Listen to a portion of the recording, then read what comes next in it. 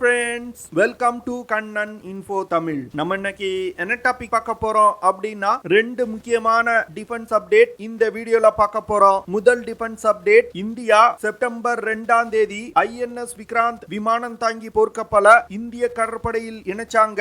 அடுத்து செப்டம்பர் 12ஆம் தேதி INS தாராகிரி அப்படிங்கிற அதிநவீன ஸ்டெல்த் பிரிகேட்ஸ் ரக போர்க்கப்பலை லான்ச் செஞ்சிருக்காங்க.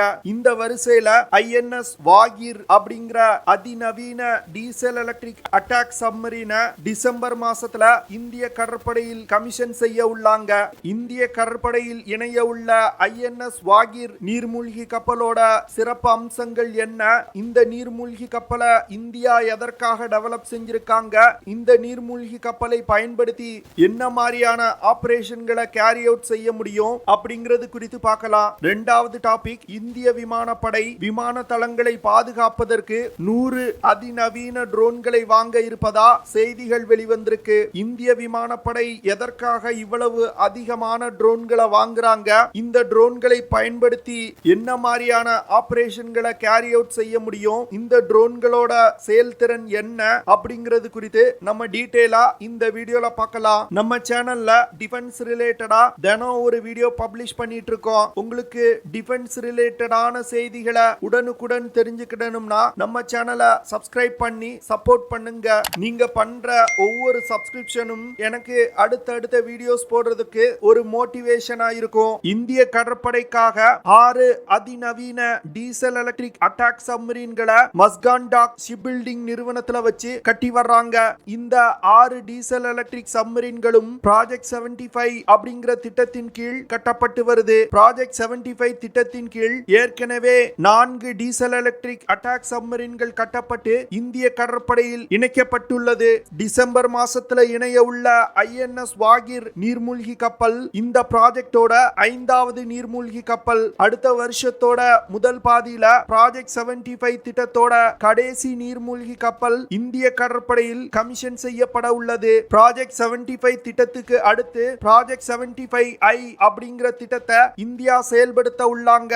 இந்த திட்டத்தின் கீழ் 43,000 கோடி ரூபாய் செலவுல 6 டீசல் எலக்ட்ரிக் அட்டாக் சப்மரீன்கள் கட்டப்பட உள்ளது. தற்போது இந்திய கடற்படையில் இணைய உள்ள INS வாகிர் நீர்மூழ்கி கப்பல் Kalvari class diesel electric attack submarine. இந்த கல்வரி கிளாஸ் சப்மரீன் பிரெஞ்சு நாட்டின் ஸ்கார்பியன் சப்மரீன்களை பேஸா வச்சு உருவாக்கப்பட்டிருக்கு. கல்வரி அப்படிங்கிறது இந்திய கடற்படையில் இணைக்கப்பட்ட முதல் நீர்மூழ்கி கப்பலுடைய பெயர். இந்த Kalvari class diesel electric attack சப்மரீன்களை டிசைன் செய்தது French naval design and engineers company அப்படிங்கிற நிறுவனம். இதை மேனுஃபேக்சர் செய்யறது மும்பையை தலைமையிடமாக கொண்டு இயங்கக்கூடிய மஸ்கான் டாக் லிமிடெட் நிறுவனம். INS வாகிர் நீர்மூழ்கி கப்பல்களை பயன்படுத்தி நேவல் வார்ஃபேர்ல இருக்கக்கூடிய அனைத்து விதமான அஃபென்சிவ் ஆபரேஷன்களையும் கேரி அவுட் செய்ய முடியும். குறிப்பா சொல்லணும் அப்படின்னா, கப்பல்களுக்கு எதிரான ஆன்டி சர்ஃபேஸ் வார்ஃபேர், நீர்மூழ்கி கப்பல்களை தாக்கி அழிக்கும்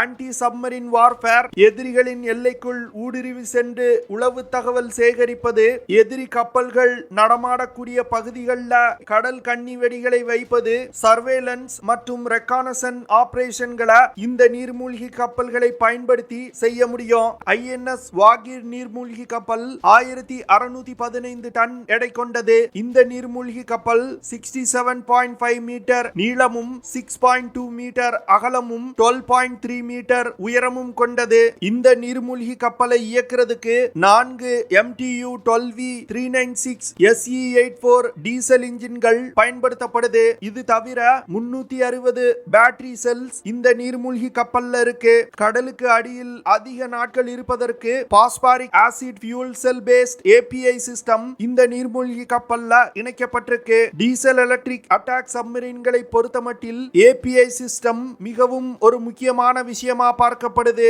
ஏன்னா API சிஸ்டம் இல்லாத நீர்மூழ்கி கப்பல்ல உள்ள ப்ரொபல்ஷன் சிஸ்டத்துக்கு தேவையான அட்மாஸ்பியரிக் ஆக்சிஜனுக்காக அடிக்கடி நீர்மூழ்கி கப்பல் கடற்பரப்போட மேல் பகுதிக்கு வர வேண்டிய அவசியம் இருந்துச்சு. இப்போ இந்த API சிஸ்டம் பொருத்தப்பட்டிருக்கிறதுனால எப்படி ஒரு நியூக்ளியர் அட்டாக் சப்மரீன் அதிக நாட்கள் நீருக்கு அடியில் மூழ்கி இருக்கோ, அதே போன்று டீசல் எலக்ட்ரிக் அட்டாக் சப்மரீன்களாலும் நீருக்கு அடியில் மூழ்கி இருக்க முடியும். INS வாகிர் நீர்மூழ்கி கப்பல்னால குறைந்தபட்சமா 20 கிலோ கிலோமீட்டர் பெர் ஹார் வேகத்திலிருந்து அதிகபட்சமா 37 கிலோமீட்டர் பெர் ஹார் வேகத்துல பயணிக்க முடியும். இந்த நீர்மூழ்கி கப்பல் 15 கிலோமீட்டர் பெர் ஹார் வேகத்துல பயணிக்கும் பொழுது கிட்டத்தட்ட 12,000 கிலோமீட்டர் தூரம் வரைக்கும் டிராவல் செய்ய முடியும். INS வாகிர் நீர்மூழ்கி கப்பல்னால தொடர்ந்து 50 நாட்கள் கடற்பயணம் செய்ய முடியும். இந்த நீர்மூழ்கி கப்பல்னால அதிகபட்சமா 350 மீட்டர் ஆழத்துல பயணிக்க முடியும்.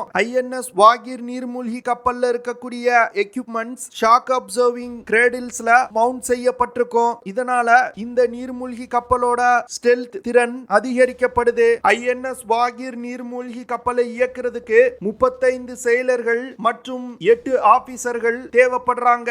இந்த நீர்மூழ்கி கப்பல்ல 6 533 mm டார்பிடோ டியூப்ஸ் இணைக்கப்பட்டிருக்கு. இந்த டார்பிடோ டியூப்ஸ்ல இருந்து ஜெர்மன் நாட்டால் தயாரிக்கப்பட்ட 18 ஹெவி வெயிட் வயர் கைடட் டார்பிடோக்களை லான்ச் செய்ய முடியும். இந்த டார்பிடோக்கள்னால நீர்மூழ்கி கப்பல் மற்றும் போர்க்கப்பல்களை மிக துல்லியமா தாக்கி அழிக்க முடியும். இந்த நீர்மூழ்கி கப்பல்ல SM-39 எக்ஸோசாட் அப்படிங்கிற ஆன்டி ஷிப் மிசைல் பொருத்தப்பட்டிருக்கு. இந்த மிசைல்களை பயன்படுத்தி எதிரிகளின் போர்க்கப்பல்களை தாக்கி அழிக்க முடியும். INS வாகிர் நீர்மூழ்கி கப்பலை எதிரிகளின் டார்பிடோ தாக்குதலில் இருந்து தடுப்பதற்கு C-303S anti torpedo decoy system இணைக்கப்பட்டிருக்கு. இந்த சப்மரீன்ல இருக்கக்கூடிய சென்சார்கள் மற்றும் ஆயுதங்கள் டாக்டிக்கல் இன்டகிரேட்டட் காம்பாக்ட் சிஸ்டம் மூலமா ஒருங்கிணைக்கப்பட்டிருக்கு. இந்த காம்பாக்ட் மேனேஜ்மெண்ட் சிஸ்டத்தை பயன்படுத்தி ஒரு யுத்த நேரத்துல எதிரிகள் மீது மிக எளிதா தாக்குதல் நடத்த முடியும். இந்த நீர்மூழ்கி கப்பல்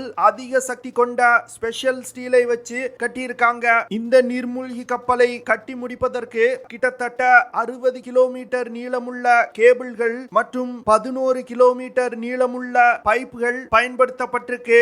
இந்த நீர்மூழ்கி கப்பல் இந்திய கடற்படையில் இணையும் பொழுது இந்திய கடற்படையின் நீர்மூழ்கி கப்பல்களின் எண்ணிக்கை 17 இருந்து 18 உயரும். போன வருடம் ஜூன் மாதம் பாகிஸ்தானில் இயங்கி வரும் தீவிரவாத இயக்கங்கள் சிறிய வகை ட்ரோன்களை பயன்படுத்தி ஜம்முல இருக்கக்கூடிய ஏர்பேஸ் மீது ஒரு தாக்குதல் நடத்தினாங்க.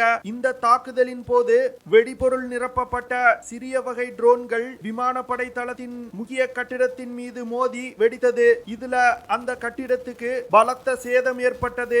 இந்த தாக்குதல் நடந்த ஓரிரு நாட்கள்ல கலூச்சாக் ஆர்மி பேஸ் மீது ட்ரோன்கள் பறந்தன. இந்த ட்ரோன்கள் வெற்றிகரமா சுட்டு வீழ்த்தப்பட்டது. இதனை தொடர்ந்து பஞ்சாப் மாநிலத்தை ஒட்டியுள்ள பகுதிகளில் ட்ரோன்களை பயன்படுத்தி ஆயுதங்கள் மற்றும் போதைப் பொருள் கடத்தல்ல பாகிஸ்தான் தீவிரவாத இயக்கங்கள் ஈடுபடுறாங்க. அதனால இந்தியா தன்னுடைய ஆன்டி ட்ரோன் சிஸ்டம் மற்றும் ட்ரோன் படையணியை வலிமைப்படுத்த வேண்டிய கட்டாயத்துக்கு உட்படுத்தப்பட்டது. இதனை தொடர்ந்து ஹைதராபாத்தை தலைமையிடமாக கொண்டு இயங்கக்கூடிய ஜென் டெக்னாலஜி நிறுவனத்திடமிருந்து ஆன்டி ட்ரோன் சிஸ்டங்களை வாங்குவதற்கு இந்திய விமானப்படை ஆர்டர் பிளேஸ் பண்ணாங்க. இந்த ஆர்டரின் மதிப்பு கிட்டத்தட்ட 155 கோடி ரூபாய். ஜென் டெக்னாலஜி நிறுவனத்தால் உருவாக்கப்பட்ட சிஸ்டங்கள் தற்போது பெரும்பாலான விமானப்படை தளங்கள்ல டிப்ளாய் செய்யப்பட்டிருக்கு. அடுத்து இந்திய விமானப்படை தன்னிடம் உள்ள சிறிய வகை ட்ரோன் கேப்பபிலிட்டியை அதிகப்படுத்துவதற்கு 100 சிறிய வகை ட்ரோன்களை வாங்க போறாங்க. இந்த ட்ரோன்களை உள்நாட்டு நிறுவனங்களிடமிருந்து வாங்குவதற்கு இந்திய விமானப்படை திட்டமிட்டிருக்காங்க. இந்திய விமானப்படை வாங்க உள்ள இந்த 100 சிறிய வகை ட்ரோன்களை கொண்டு விமானப்படை தளங்களை சுற்றியுள்ள பகுதிகளில் இரவு மற்றும் பகல் நேரங்களில் சர்வேலன்ஸ் மற்றும் ரெகானசன்ஸ் ஆபரேஷன்களை கேரி அவுட் செய்ய போறாங்க. இந்திய விமானப்படை வாங்க உள்ள சிறிய வகை ட்ரோன்கள்ல electro optical sensors, thermal imaging camera போன்ற அதிநவீன சிஸ்டங்கள் இணைக்கப்பட உள்ளது. இந்த ட்ரோன்கள் பிரத்யேகமா ஹை ஆல்டிடியூட் பகுதிகளில் சிறப்பா செயல்படும் வகையில உருவாக்கப்பட உள்ளது. இந்த ட்ரோன்களை பயன்படுத்தி இந்திய எல்லைக்குள் ஊடுருவும் தீவிரவாதிகளையும் இந்தியா கண்காணிக்க திட்டமிட்டிருக்காங்க. இந்திய முப்படைகள் ட்ரோன் கேப்பபிலிட்டியை அதிகரிப்பதற்கு பல முயற்சிகளை செய்து வர்றாங்க. அதன் ஒரு பகுதியா இந்திய கடற்படை பாரத் எலக்ட்ரிக்கல் லிமிடெட் நிறுவனத்திடமிருந்து உள்நாட்டிலே தயாரிக்கப்பட்ட நேவல் ஆன்டி ட்ரோன் சிஸ்டங்களை வாங்க போறாங்க. இந்த ஆன்டி ட்ரோன் சிஸ்டங்களை பயன்படுத்தி எதிரிகளின் ட்ரோன்களை ஹார்ட் கில் மற்றும் சாஃப்ட் கில் முறையில தாக்கி அழிக்க முடியும். இந்திய விமானப்படையில் பயன்பாட்டில் உள்ள மீடியம் ஆல்டிடியூட் லாங் என்டியூரன்ஸ் ட்ரோன்கள் தற்போது சர்வேலன்ஸ் மற்றும் ரெகானசன் ஆபரேஷன்களுக்கு மட்டுமே பயன்படுத்தப்பட்டு வருது. இந்த ட்ரோன்களை அப்டேட் செய்து ஏர் டு கிரவுண்ட் மிசைல்களை இணைக்க இந்தியா திட்டமிட்டு இருக்காங்க. இதன் மூலமா ஏர் டு கிரவுண்ட் மிசைல்களை பயன்படுத்தி எதிரிகளின் இலக்குகள் மீது மிக துல்லியமா தாக்குதல் நடத்த முடியும். அது மட்டும் இல்லாம அமெரிக்காவிடம் இருந்து 30 MQ-9B high altitude long endurance ட்ரோன்களையும் வாங்குவதற்கு இந்தியா முயற்சி பண்ணி வந்துகிட்டு இருக்காங்க. ஆனா இந்த ட்ரோன்களின் விலை மிக அதிகமா இருக்கிறதுனால இந்திய அரசாங்கம் இன்னும் இந்த ட்ரோன்கள் வாங்குவது குறித்து முடிவு எடுக்கல. ஓகே ஃப்ரெண்ட்ஸ், நம்ம வீடியோவோட நிறைவு பகுதிக்கு வந்துட்டோம். இதெல்லாம் தான் நான் உங்ககிட்ட ஷேர் பண்ணணும் அப்படின்னு நினைச்ச விஷயங்கள். ஐ ஹோப் நான் ஷேர் பண்ண விஷயங்கள் உங்களுக்கு பிடிச்சிருக்கும்னு நினைக்கிறேன். அப்படி பிடிச்சிருந்துச்சுன்னா ஷேர் பண்ணுங்க, லைக் பண்ணுங்க, கமெண்ட் பண்ணுங்க. மறக்காம நம்ம சேனலுக்கு சப்ஸ்கிரைப் பண்ணுங்க. அப்படியே அந்த பெல் நோட்டிபிகேஷனை கிளிக் பண்ணி ஆல்ங்கிற ஆப்ஷனை எனேபிள் பண்ணிக்கங்க. See you in the next video. Jai Hind.